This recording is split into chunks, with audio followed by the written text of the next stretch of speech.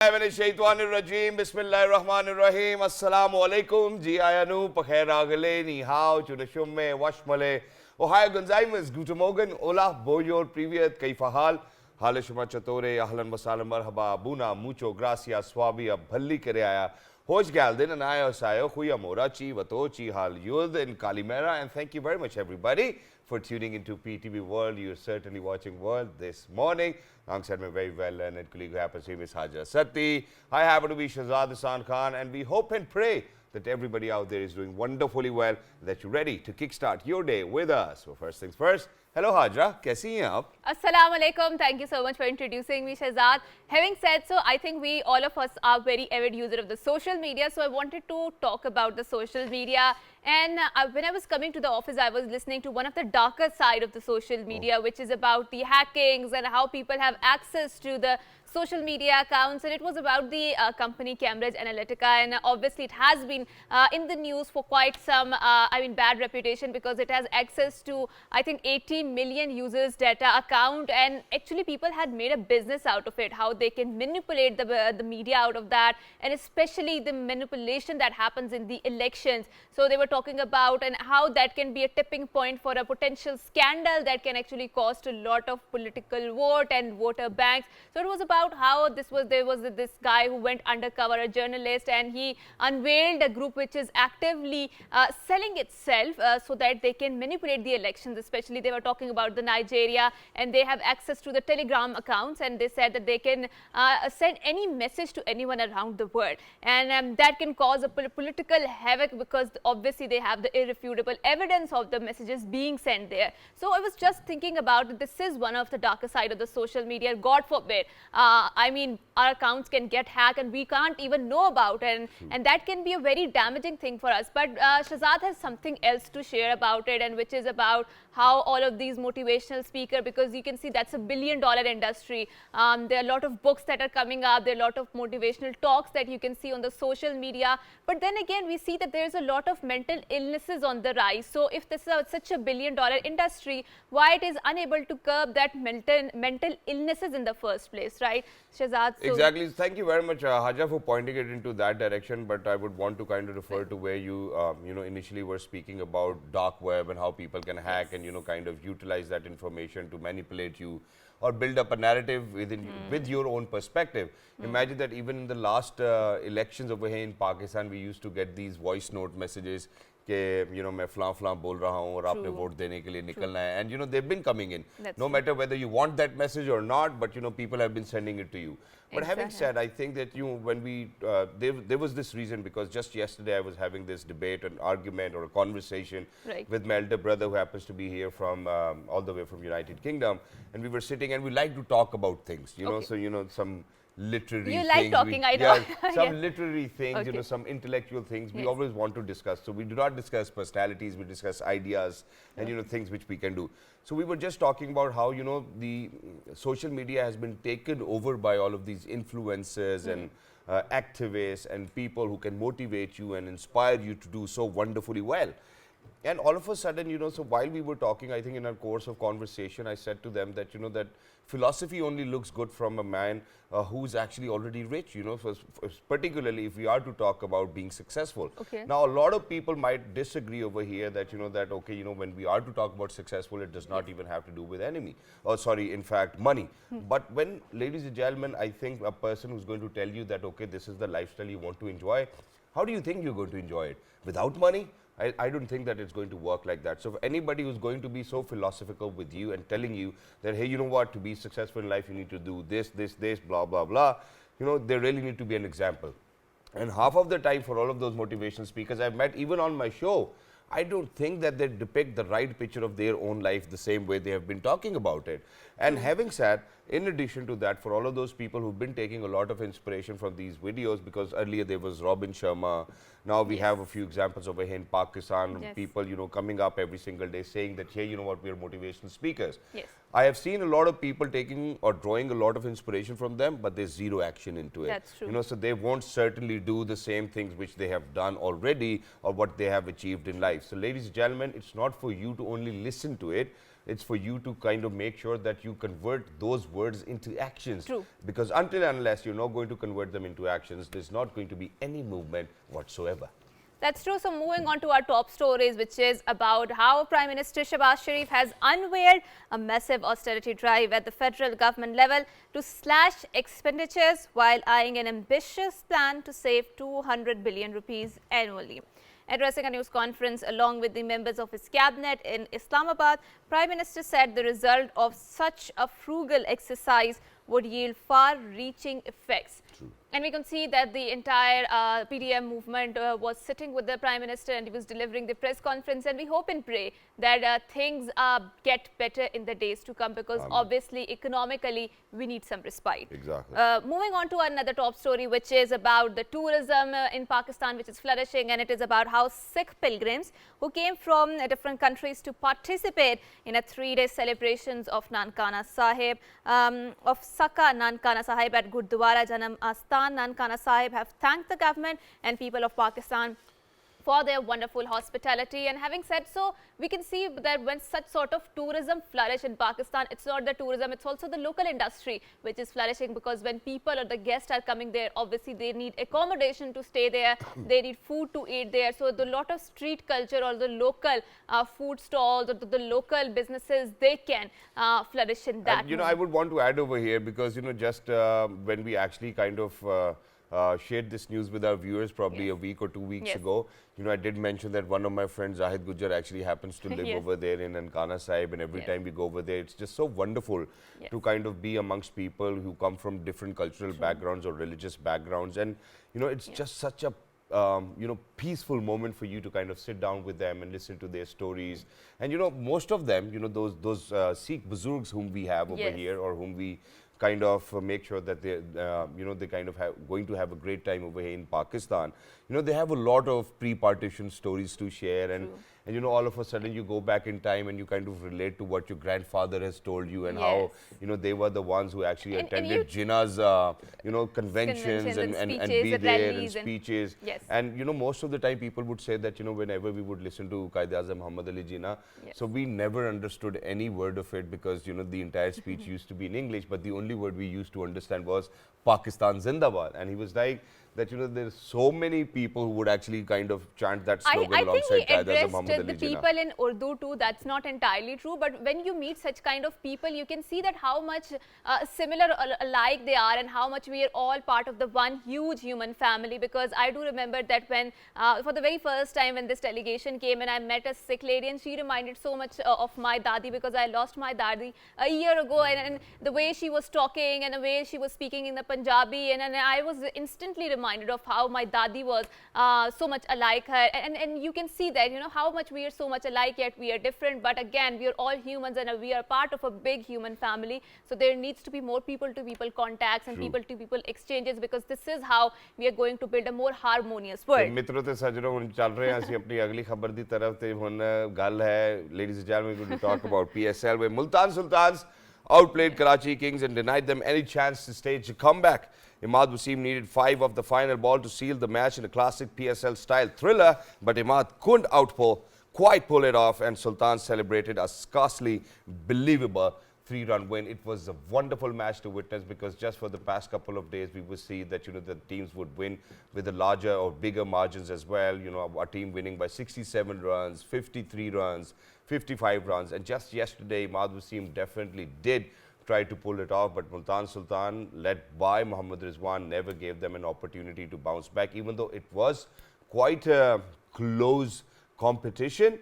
But Mohammad Rizwan has been on top of his game, and I believe that I'm loving him as a captain too, for all of those moderate changes he keeps on making sure that they're not going to concede a lot of runs. Mohammad Rizwan, more power to you. And the way Shan Masood played just yesterday, another half century in the HPL PSL, ladies and gentlemen, speaks volumes about it. And today, ladies and gentlemen, obviously it's going to be Peshawar Zalmi versus Islamabad United. We will take you to Karachi, but please make sure to tune into PTV Sports exactly at 4 p.m. to catch the live analysis. I think it's wonderful that how much Shehzad is full of energy and speaking about the sports and the spirits of sports that keeps reviving it. But talking about a topic which we are going to today talk about, and which is a very pertinent topic, and I think it has plagued not just Pakistan, but entire globe out there. So we're going to talk about the cancer, and globally, according to the WHO, which is an organ of the United Nations, says that cancer is the second leading cause of the death, and it costs around 9.6 million lives. And this is such a huge number, and the cancer is manifested in different forms. So I think the breast cancer, the lung cancer, and then there are other types of cancer. And recently we have seen that there's a lot of conversation around the breast cancers, not just in Pakistan, globally, through the pop culture, through the social media, through the campaigns, the intervention. And I think in Pakistan, Shehzad has been mentioning it for quite some time, that how Pink Ribbon has did a massive campaign to make to make the awareness regarding the breast cancer. And we have seen that whenever the women's sexuality is discussed, it's usually a taboo subject. So I think we can't even imagine having the conversation regarding the breast cancer or mere mentioning of that word, because that can evoke a lot of stigma and shame and whatnot. But now it's a talking points, so conversation, lot of brands are jumping in, creating the awarenesses, lot of campaigns are being held against that. But having said so, apart from all of these conversation regarding the breast cancer, it is still a very fatal force in Pakistan, and we need to do more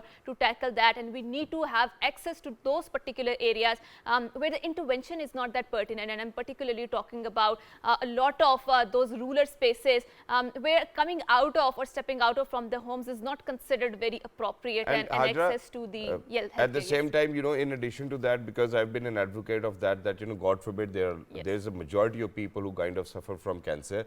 And whenever we kind of, you know, tune into television, we watch a film, we watch a drama, unfortunately, I think that the way they have depicted to lose a character is either from such an illness. And that's not a very great idea. I don't like it at all, and I'm never an advocate of that. So today we gather over here to talk about the treatments that if you present to the doctor in time, ladies and gentlemen, alhamdulillah, I think majority of the types of cancers, in fact all of them, if you present to the doctor in time, are curable. It's all that we really need to not be in denial, make sure that we go to the right oncologist, make sure that we follow what the doctor's been saying. Because that book I'm reading, the #2 rule for life is that a gentleman or a lady who cannot take their medicines on time cannot really do well in life. You know, all right. So, you know, so continuing with that, ladies and gentlemen, we're very lucky that we've been joined by somebody who happens to be an oncologist. He happens to be Dr. Abdul Wajid Saab. Hello, sir. Assalamu alaikum. Good morning. How are you? Assalamu alaikum. Bismillah ar-Rahman ar-Rahim. Thank you for inviting me. Such a wonderful show and lovely talking to you both. Thank you so much, sir. Thank you so much for joining us. So cancer obviously is a menace. You know, it obviously puts a lot of burden onto our healthcare service providers as well. A lot of people cannot afford it. You know, it's such an illness which can be fatal, life-threatening, but the treatments are available. Absolutely. I mean, I appreciate you guys talking about this and very important aspects that you talked about. And something very important that there's a lot of cancer here as well, and we do deny it because, you know, of our social structure, and we don't talk about it, especially in women. We're talking about breast cancer, and recently we've seen a lot of focus on breast cancer through Pink Ribbon. And that's been a very positive thing that I've seen in the last year or two, and it's been a very positive thing because it's not just the people who are living in big cities in urban population, people who are living in rural population, like in smaller cities in gaon mein jo baithe mein log, so they have even more difficulty accessing healthcare, and they have even more difficulty talking about it because especially with women issues, with breast cancer, ovarian cancer, vaginal or uterine cancer, all these things. And these are the most common cancers, right? Exactly. So breast cancer is so common that 50% of the patients that I see in clinic or in the hospital are from breast cancer. And every time we see a cancer which is present early stage or within a month or so, within a few weeks, and we have a sigh of relief in our heart, you know, this is going to be curable, we can cure it, and we can give some benefit to this patient. Alhamdulillah, and such is a good news we wanted to start our day with as well. And Pink Ribbon, ladies and gentlemen, has actually opened up a free breast cancer treatment hospital in Lahore. So for all of those people who might be looking for more avenues, I would say in Urdu, Pink Ribbon की जानिब से उमर आफ्ताब साहब ने breast cancer के लिए अस्पताल खोला है जिसमें मुफ्त ट्रीटमेंट दिया जाता है. लाहौर में है वो, आप इंटरनेट पे भी उसको ढूंढ सकते हैं अगर आपको उसकी ज़रूरत है. God forbid. Now, sir, moving on. Now, for example, you know, because that's the one thing which I would want to address over here. Imagine that, unfortunately, but I'm all thankful to Allah Almighty, when I was diagnosed with chronic myeloid leukemia, there was this 3 months before that, where I kept on blacking out, where I kept on feeling as if there are some nodules in my stomach, and I would walk up to my father and I was like, yeah, I think something's not right. I kept on losing weight, I kept on losing hair, and then my father would be like, obviously, because he certainly did had any idea, and no father or mother would actually think that, God forbid, their son or daughter has actually got such an illness. So he would say, why don't you touch my stomach? And so it's the same, because the spleen actually enlarges, and so there are a lot of multiple problems which keep on going. So I was lucky enough that my sister was away for a longer period of time, because they used to live in Multan. And all of a sudden, she saw me approximately after 8 months or 9 months. And she saw me and she was shocked. She was like, we need to take him to the doctor. Because, people who you live with, do not certainly realize those physical changes which you are going through. And, so we go to the hospital and it's been figured out that, that I was diagnosed with CML. Now, imagine that, that for all of those people who might feel these symptoms and would never show up to the doctor, how damaging can it be for them? So, exactly. So, there are 2 points. One thing is that you show up to the doctor on time. Other thing is that even with general practitioners, we have a lot of medical specialists, other surgical specialists, even general practitioner, family doctors. They don't come to the cancer diagnosis straight away. I mean, it's a bit tricky, because a lot of little things do mimic that, like TB would, like fever would, like have any other symptoms. And cancer does initially present with very similar symptoms. True. Apart from very obvious ones where you have any lumps or bumps. So my real recommendation would be 2 things. One is that if you have any lumps or bumps, like you have any गिल्टियाँ बन रही है आपकी गर्दन में या बगल में या कहीं भी, या you have dramatic weight loss, जो कि आप unintentional आप weight loss नहीं करना चाह रहे, unintentional weight loss आपका हो रहा है, you just feeling very down और आपको नहीं चीज़ समझ आ रही, you should definitely go to the doctor and then ask about, is this cancer, can it be cancer, and what are the other most common symptoms as well? So nodules, obviously you've spoken about it, weight loss, you're not feeling great, you go to the doctor. It's not that God forbid it's going to be cancer, but you should go to the doctor, right? Exactly. What are the other most common symptoms which people can or need to take seriously? So, is it a very stealth nature where it cannot be identified in that sense? So it varies from cancer to cancer. Like, look, so a lot of cancers like lung cancer or pancreatic cancers, they are kind of stealth. So they don't really come up immediately, because when they come up, it becomes advanced stage. Okay. So like lung cancer, so initial symptoms like खून आना, like hemoptysis हम कहते हैं in medical terms, कि खून आता है बलगम में, blood in sputum, or you have blood in your stool or blood in your urine, which is especially if you're a bit of the middle age or older age. Okay. So you must be very wary about that, get that checked up properly, don't make it just if it goes away, that doesn't matter if it came, you have to get it checked up. Okay. That's one of the initial symptoms. Then weight loss, weakness, that we do see, but we do see that with other symptoms, like अगर आपके vitamin deficiencies में भी आपको नजर आएगा, but अगर आपकी age ज़्यादा हो रही है और you have those symptoms or those persist कर रहे हैं, you should go to the doctor and then do ask them कि can this be cancer, can I be checked for that as well. Yeah. So the common symptoms जो हम इसमें बात कर रहे थे, so the common symptoms that we do see are when आपको lumps and bumps आपको नजर आ रहे हैं, weight loss नजर आ रहा है, weakness नजर आ रही है, खून आता है बलगम में आ रहा है, blood in sputum, blood in urine या blood आपके stools में आ रहा है. फिर like pain जो कि it's not going away, मतलब like regular pain अगर किसी को हो रही है, muscle pain आपको एक आध दिन में चली जाती है, 2 दिन में चली जाएगी. But अगर कोई pain persist कर रही है, then you need to go and ask the doctor and ask कि जी इसके लिए क्या कर सकते हैं. Because a lot of times we see कि initial test भी इसको आराम से diagnose नहीं करते. We have to go in deeper sometimes. अगर हमारा suspicion high हो, so then we go with CT scans and very advanced tests ताकि हम उसको जड़ पे पकड़ सकें. And the other aspect जो कि हम लोग बात कर रहे थे, the fact that a lot of people, जब कि आपकी family में आप all आप पढ़े लिखे हो, you have all that knowledge. Can we do it in English? Okay, so when you're living in a household which is well read, everyone knows what they're doing, and then even then it becomes a bit challenging to diagnose that or come to that conclusion that you may have that. True. And then figuring that out. Imagine the difficulty that a rural population would have, a person who does not have that knowledge, and where the household structure is like that. Let's not discuss problems, let's not put burden on people, because typically last a few times I see patients who don't have enough money to come to the big city to get diagnosed. I mean, I have a few patients who every time have to gather money to come to the appointment.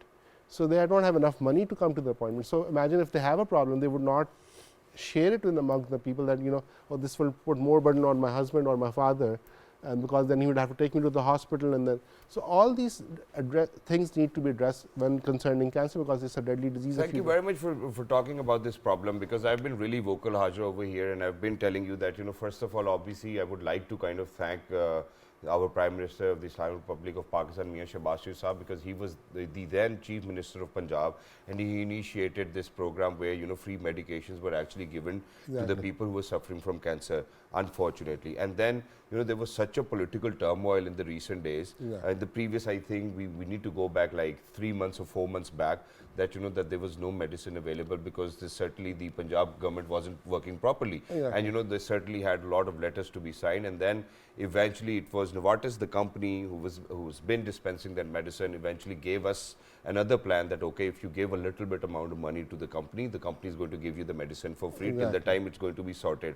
But I think that the government really needs to be on top of that, because there are a lot of people. Imagine that if I am to afford my medicine, it is going to cost me somewhat around 500 to 600,000 rupees just for a month. Exactly. And there are a lot of people who cannot afford that. I think 99% of the people cannot afford it for a month. And, I would certainly want to kind of address the Punjab government over here, that it's a plan which is saving a lot of lives. It was initiated by the then Chief Minister Shahbaz Sharif Saab. Please make sure that, whatever your political reasoning might be, please do not risk the life of the people living in Punjab or outside Punjab as well. And coming to another very particular point from what you've talked about, government supporting our efforts or the healthcare system.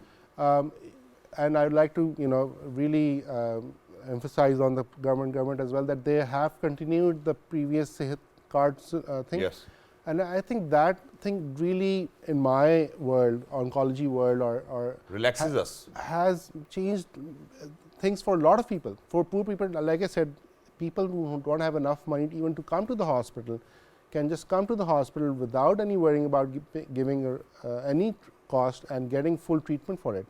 And I'd like to, really thank this current government as to, not getting that program under any political and continuing with that. And I hope really and pray that this continues, because this has made a lot of things, accessible to a lot of people. And I think healthcare is a basic right. And that's true, it's a basic right, but let's talk about a lot of people who are not specifically living in the rural areas, but in the urban areas too. And we have seen that how their belief system, it shapes their choices to access to the doctors. Exactly. So we see that a lot of patients who, instead of going to the doctors, they fall into the wrong hands, especially with the fake spiritual healers and these quacks who do not guide them, right? And a lot of time, obviously, they cite their own religious beliefs. So for example, if Allah has destined for them, so they have to undergo for that thing, or for that medicinal treatment, or for that particular problem.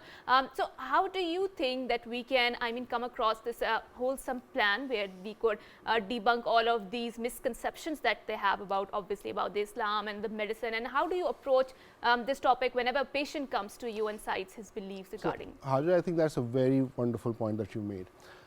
So the point is that, so when people are suffering from something like cancer, and so they have a lot of fear in their mind, and just the word cancer is so fearful that when you hear somebody in your family.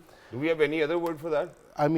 It's very difficult. Anytime somebody would say that, I would be like, okay, yaar, kya baat ho rahi hai? Exactly. So the thing is that a lot of quacks, even a lot of people who other part of like social media and other people capture on your how much desperate you are. True.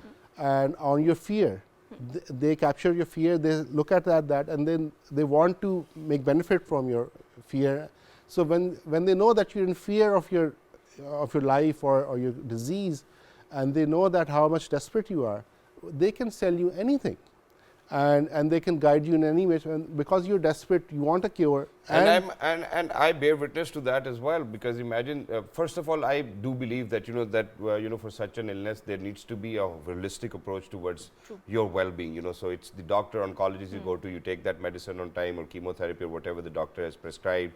Then you offer your 5-time prayers, you pray to Allah Almighty to kind of give you that healing which you want in life. Then your parents would actually be reading a tasbih for you, and so there is this holistic approach. Support is very much important, and especially if you see in the West, there are support groups, especially for the terminal diseases, where the people could go there and they could have that sort of support. But I think in Pakistan we do not have that. But But I wanted to refer to something which I am witness to. So imagine that just when it was figured out that God forbid I have such an illness.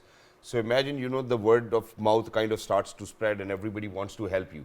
So do not take me wrong. Everybody out there within your own support system is going to help you. So somebody recommended somebody, and, this gentleman comes to our house, and, so he does whatever he was doing, and then all of a sudden he fainted and he woke back up, and he's like, it's something else, it's black magic, God forbid. And then took away 80,000 rupees from my mom, never showed up again. Exactly. So imagine that, your parents would do anything in their capacity, your support system would do anything in their capacity to make you do well. And unfortunately, that's the right area where they're going to tap onto and will take full advantage of you. And then later on, that gentleman called after 2 months or 3 months that, I prepared the entire setup and there's another 80,000 rupees you need to give me. And I was like, Ammi, please make sure that you do not fall prey to this. Exactly. Inshallah, Allah is the most generous, exactly. and Allah is going to do it for us. So please, people, make sure that you do your research. I think you really need to be in conversation with that doctor who's going to treat you, and then do whatever you want to do. I think that's a very important point as well. And I think that's the way, like I said, people do capture, like you said, your mother has fear that, she might lose her son, and she spent so much, she was trying to do anything to kind of save you. And I think that's where we need to kind of step back when we're going through such a thing, when any family is going through such a thing. I would recommend that just step back, get the logical thing, go to the doctor, ask what the best treatment is. Even we have access to internet all the time, and then we can go through it, and then it will actually give you all the right options and will give you some extra information as well. True. So very quickly, sir, towards the end of this segment, there's one last question which I would want to ask, that what sort of lifestyle adjustments do you think that people need to make to avoid such cancers? Because God forbid, it's in your gene, it's in your DNA. Exactly. And no matter how far you're going to run from it, it might even catch up on you.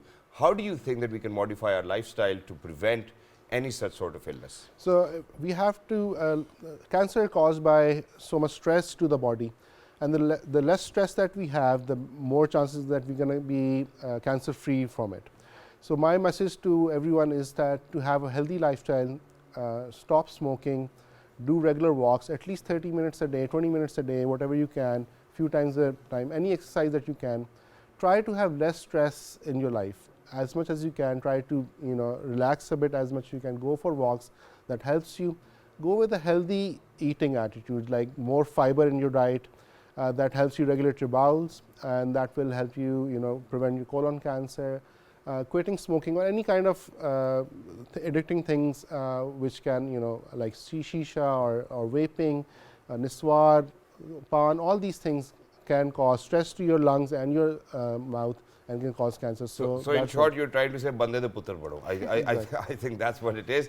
But very quickly towards the end, ladies and gentlemen, Prophet Muhammad sallallahu alaihi wasallam in one of his ahadith has spoken that when you go to see somebody who's actually ill, and if you make this prayer, you will never get that illness. The prayer is Alhamdulillah, Alhamdulillah allazi afaini mimma abtalaka yahi wa fazalani ala kasiran mimma khalaq tafsilan. Please make sure that you read this. And inshallah, that's what Prophet Muhammad sallallahu alaihi wasallam says, that you will never be involved in that particular illness. To whoever you went and you were kind of making sure that you were going to look after them, just say this prayer. And this is such a wonderful topic and wonderful thing to, I think, approach a particular person who is suffering from a cancer, because what we usually witness is that people go there and offering their sympathies. They often talk about how terminal or deadly that disease is, and their particular rishtedar or their particular dost or ahbab suffered from this kind of disease, and in the end he died. And this is not a very supporting thing to say, because obviously that person is already under a lot of pressure, a lot of tension because of that a mysterious sort of a disease that he had catch, right? So make sure that you are supportive, and when you say you are supportive, you are truly being supportive, right? And Hajar, just in addition to that, I think for all of those family members, you know, in one family, very sorry, you will obviously get the rich, you will get somebody who's in somewhere in the middle class as well. Now the rich, you would see that, you know, he's actually donating money to make a mosque, while he knows that there's a family member who's actually suffering from cancer. I think, you know, making a mosque, it's a wonderful idea. Why don't you go and help that gentleman or that lady who's suffering from cancer, because they might not be able to afford it, number one. Number two, ladies and gentlemen, if you present in time with all of those symptoms, all sorts of cancers are curable. That's the good news for today. And how to make those lifestyle adjustments is something we will be talking about in the next segment. 1, 2, 3, we're heading out towards a short break. Don't go anywhere. We'll be right back. Cancer's curable.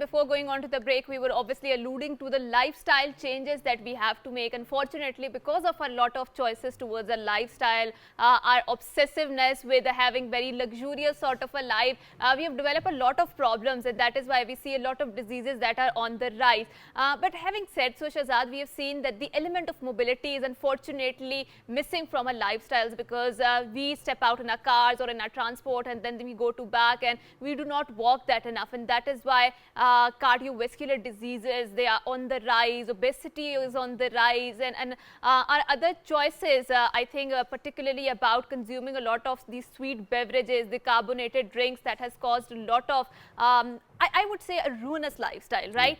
So in order to amend it, and how does the fitness regime come into our lifestyle, especially for those people who do not have many opportunities to go out there, how they can utilize their time effectively in their own homes in order to have a better lifestyles. We have a very wonderful guest here, and we're very lucky that we have been joined by Arif Khan, who happens to be international fitness coach from the UK. Assalamu alaikum, and thank you so much for coming to our show. Salam. Thank you for having me. It's wonderful to have you over again, and alhamdulillah, in a short span of time over here in Islamabad, you've certainly penetrated quite a lot in the fitness industry, and it's superb to have you over here. But having said, Arif, you know, today the course of conversation is a little different, because unfortunately we might not have that sort of rehabilitation services over here in Pakistan. For example, if you are to talk about sports injury. Yes. Now imagine that, you know, for a person like me who used to play basketball, polo and all of that, you know, I got disc prolapse, and unfortunately I was bedridden, and you know, I couldn't do anything. I was getting overweight unless I got myself treated. Do you think for a fitness trainer of your sort, alhamdulillah, we can fix those things by just working out? With injuries, working out with weights, to be honest, you have to go through Body weight? Yeah, you have to go through a channel. So you can't just go into weightlifting. So take us through that channel. So that channel would be like walking. You start walking and stuff more. You get yourself loose your bones and stuff. So your diet release as your well. weight. Yeah, release your weight, and also it's a lot of people I know. I realize they drive a lot. They take public transport. They don't walk much. So walking is the main thing in that factor. Another thing is swimming. Yeah. So swimming would be best for a person who has a back problem or anything like that, because it gets better and strengthens And up. it heals it as well. Yes, it strengthens up. And other than that, physiotherapy or things like that. But a lot of people I've seen, they've come back to training with injury, and they've injured themselves again. True. But you shouldn't be doing that, no. And walk us through your fitness routine. What is the fitness routine for you in your daily life? My daily life, I train about 5 to 6 times a week. Okay. So it consists of powerlifting, strength and conditioning, as well as boxing exercises. So it's a mixture of a lot of. There's agility, there's muscle pump, you know, so there's a lot. strength, there's core. Yeah. So you pretty much go around probably every aspect of it. Now, Yes. for the people like me, Hajra, and our entire team over here, you can see that not a lot of people over here in our studio are actually fitness freaks, or certainly probably they might not have even gone for a run in the last 5 years. Right. What would you recommend? How do you think that we can start slow and achieve our goals which we want to achieve? Well, my advice to everyone would be get a gym membership first. So once you get a gym membership, you know you're going. Yeah. So you start that, and a lot of people go into the gym, start lifting weights straight away. Yeah. Never lift before. Ego lifting as well. You can't do that. You're going to cause injury. You're going to cause muscular pain. You cause joint problems. So what best thing I advise is body weight exercises. Step yourself up then to 1 set, 2 sets of exercises. Like myself, I go for 5 sets to 6 sets, but I've been doing it for years. Yeah. So for a beginner, start it slowly, body weight, use the machines before you go into free weights. Free weights is a danger. True. When you haven't got experience for that, you Yeah. haven't been doing it before. And you really need to control it, so the movement needs to be controlled. You really need to make sure that your muscles feeling it, because I've seen a lot of people always in a hurry. Yeah. Come No, on, man, I did 20 reps. Yes. Wow. Do you rate me? No, I don't rate you, because you really need to take it slow. When you come down, please make sure you slow. When you go up, you can be a little faster as well. So you just There's avoid. a reason for that. I would like to tell the Sure. viewers the reason for that is the blood flow. So you get a blood flow going better, you get a good pump, good squeeze out of it, and there's nothing best than that in the gym. Exactly. And just to, kind of realize that you're actually doing it right, ladies and gentlemen. So imagine that, if you are to, kind of do 30 reps in one set, imagine by the 15th or 16th rep, you could feel as if, there's something burning in your biceps or legs or quads or core. And then from there onwards, you push yourself to kind of reach it to 30, and that's where you're going to have the maximum impact of the workout you're doing. I see a lot of people, because, in my gym, so I'm at the 16th and 17th rep, and I start to struggle, and that's where I start to push. And then right afterwards, I'm going to put my dumbbells down.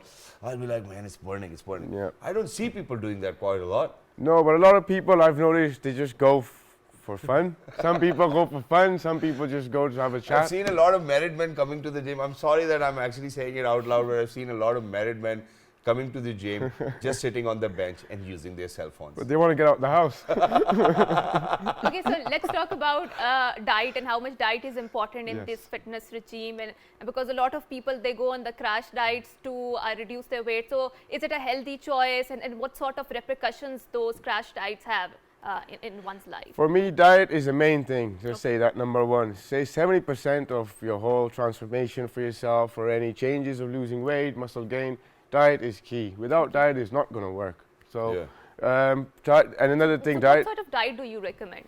It's not like a type of a diet. Like you've got a keto diet, you've got certain paleo diets and stuff like that. And But are they healthy keto diets? Because they are in the conversation a lot of time. A lot of people say that they are not exactly a very healthy Or intermittent choice. fasting. Yes. yeah, I don't really. If you ask me what diet I do, I don't really follow all those Okay. diets. So Yeah. I have a simple. आधा कर लिया पराठा अगर पूरा था तो. Yeah, simple. So as long as I burn my calories in the gym, Okay. I've gained my calories. So say 2,500 calories a day. Okay. If you've burned 2,700 calories, then Yeah, so that's you've it. just lost 200. So you're going down, down, down slowly. But if someone wants to gain weight, then he or she has to then go for 4,500. go for more calories and lose less. Then so it all works out on calories. But carbs, a lot of people in Pakistan have realized they have roti late at night.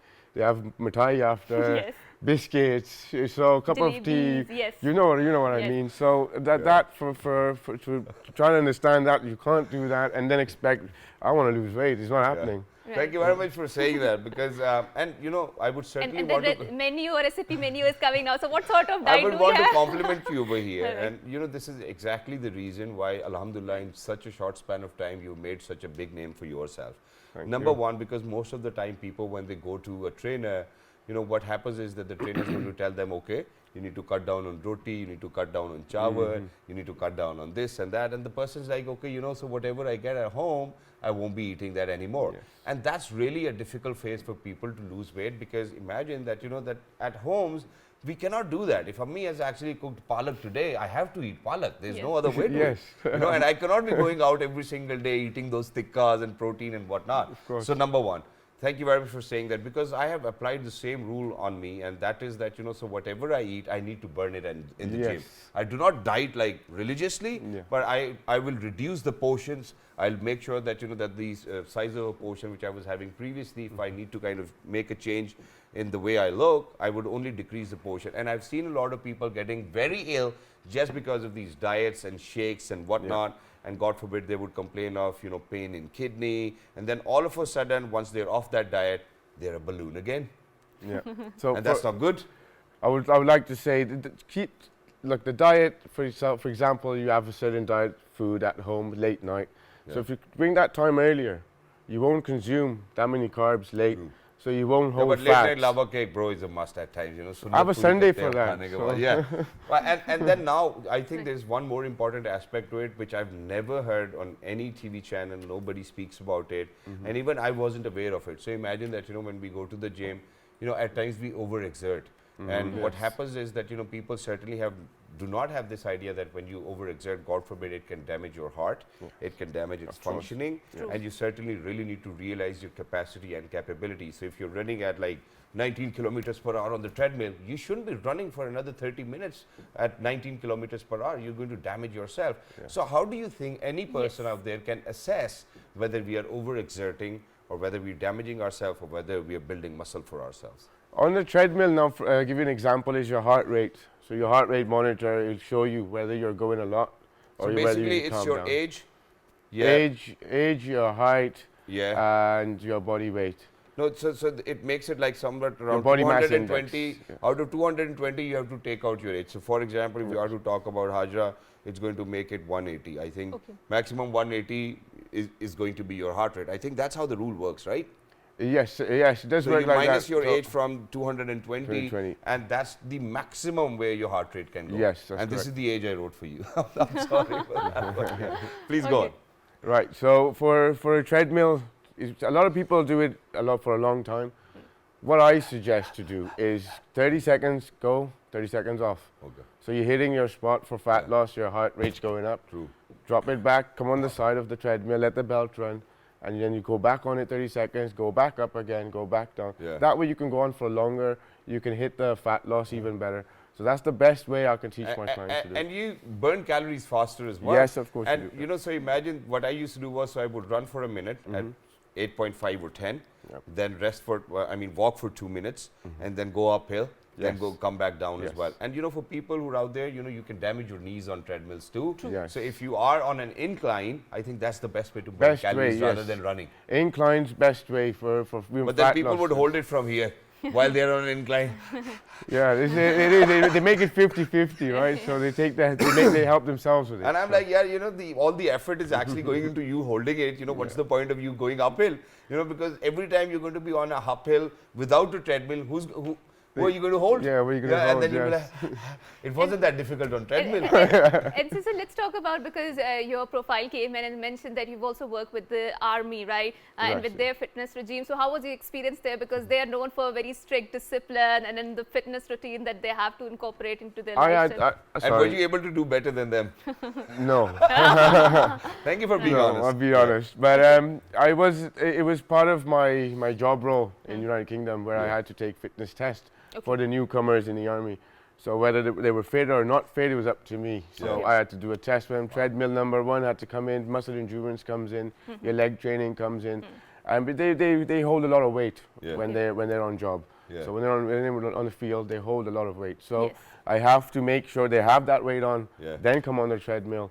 And then that let's stronger legs, core and everything. So we have to test them all first properly, and before they can even go to the army or Royal Navy as well, which I was involved with. But the fitness test is a difficult one. But a lot of clients they pass because they're already trained for that. Okay. Yeah. So they didn't just come in straight from bed. And so which is why very quickly towards the end, one last question, and that is that going to the gym, and I've been telling this to people and I've been advocating for it too, that going to the gym and working out every single day does not really mean that you're fit.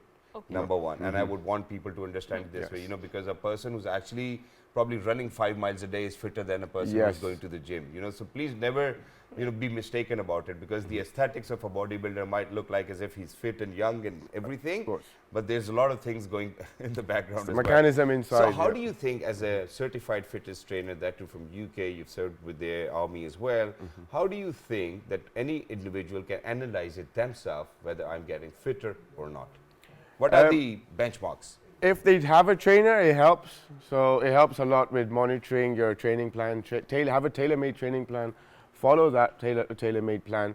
End of the month, evaluate yourself. Have an assessment. Have a fitness test. Have a strength test. So then you can have a look back then and see where you Yeah. went, where you're going. Are you going right? Are you going wrong? Yeah. That's the whole point of a personal Or trainer. probably if you're able to run for 5 minutes, now you're able to run Now 8 on the- minutes, 10 yes, minutes. So on you're the obviously same getting better. speed and same Yeah. incline. And so the heart rate's actually kind of controlling Yes. itself as well. So, you know, you're not going beyond your age limit as well. And, you know, you're making sure that you fit. Right. Yes. Thank you so much for coming And to how our can people show. get in touch with you? I am on Instagram, Islamabad trainer Arif Khan, and also I'm also in F6 active in F6. I'm in training there as well as manager, floor manager there. Wow. So anytime, guys. And anybody F6. who's actually going to go, you know, kind of to active and, you know, they name our show, ladies and gentlemen, they're going to get 20% off. Well, that's me saying. I don't know what Ari is going to say to that, but thank you very much for being Thank with you us. so No problem. Thank you Lovely for to be having in me. conversation with you. And people, for all of this money we earn every single day, we work hard, we make sure that our family is going to have a healthy life. It is very important, imperative, and pivotal for you to make sure that you're healthier in the first place. If you're not going to look after yourself, nobody else will. So until next time, it's a goodbye, Allah Hafiz, and good Good morning.